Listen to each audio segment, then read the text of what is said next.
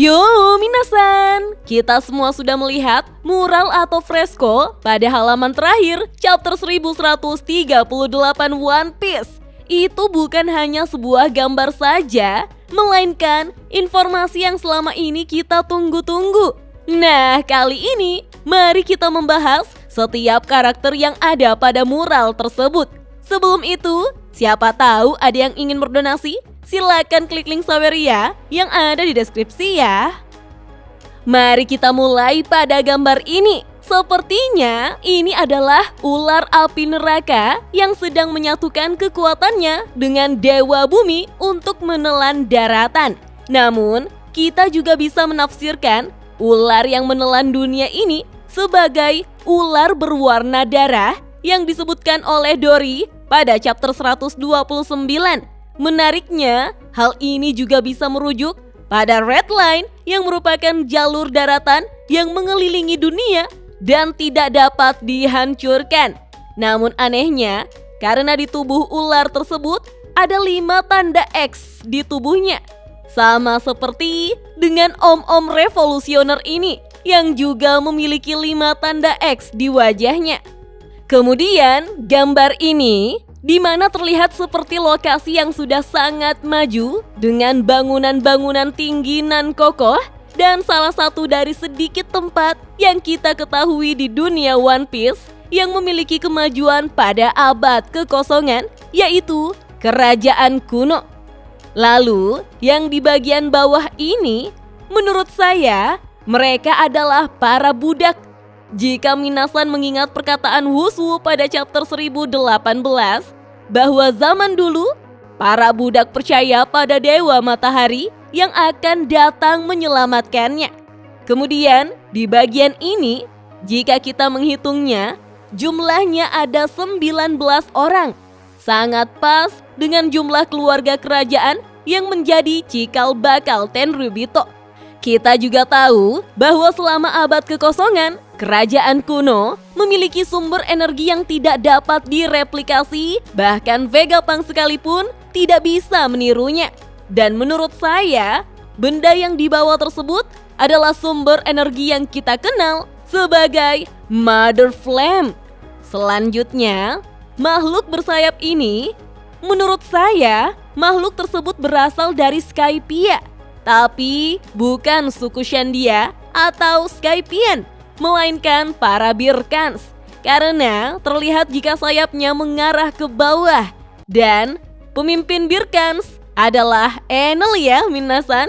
Untuk gambar ini, sepertinya sudah sangat jelas jika itu adalah kapal Noah yang saat ini ada di Fishman Island. Begitupun dengan gambar gajah ini yang pastinya kita semua tahu bahwa dia adalah Zunisha yang ikut dalam pertempuran minasan. Untuk gambar ini, saya masih ragu karena bisa jadi sosok ini adalah Nefertari di Lili.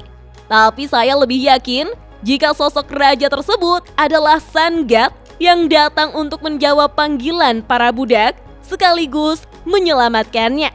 Lalu, kapal ini mengapa sangat mirip Maxim milik Enel ya minasan? Lagian, Maxim itu dibuat oleh para bawahan Gonfall atau perintah Enel. Anehnya, karena kapal tersebut bisa menyerang menggunakan petir sama seperti kekuatan dari Enel.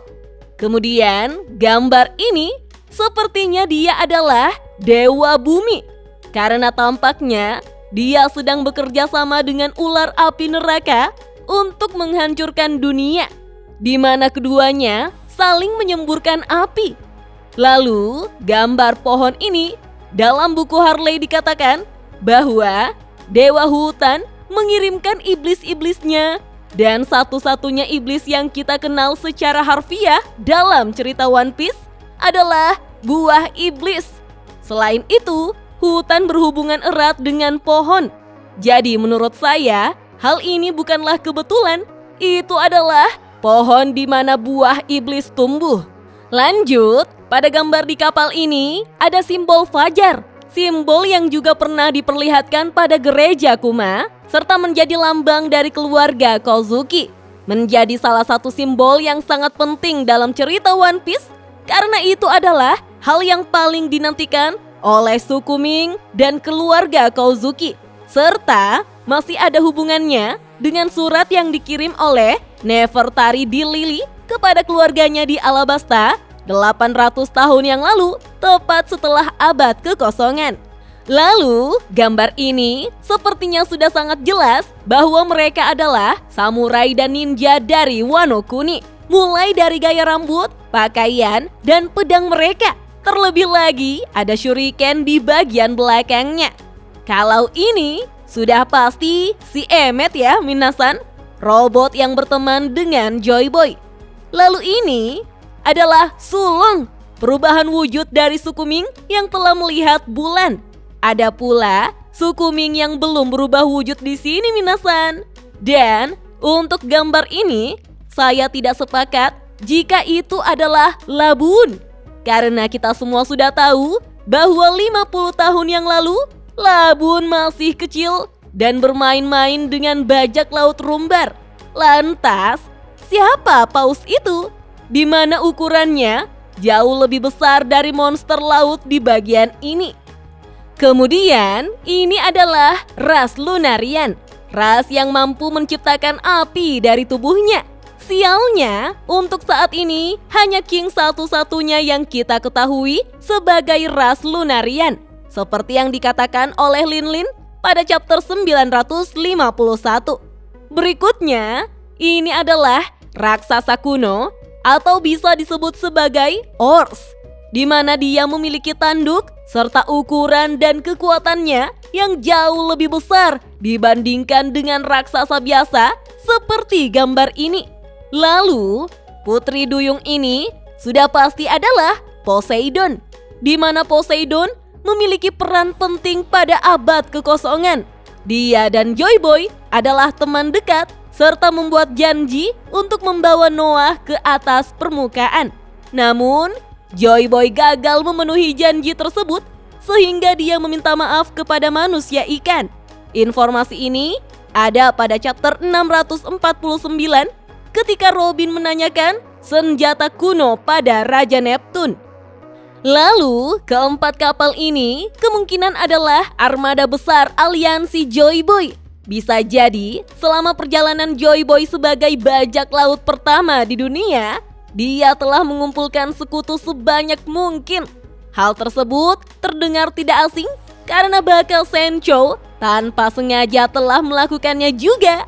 Nah, yang satu ini juga sudah jelas itu adalah salah satu dari suku Tontata, di mana kita semua tahu bahwa suku Tontata pernah ditindas 900 tahun yang lalu oleh keluarga Don Quixote.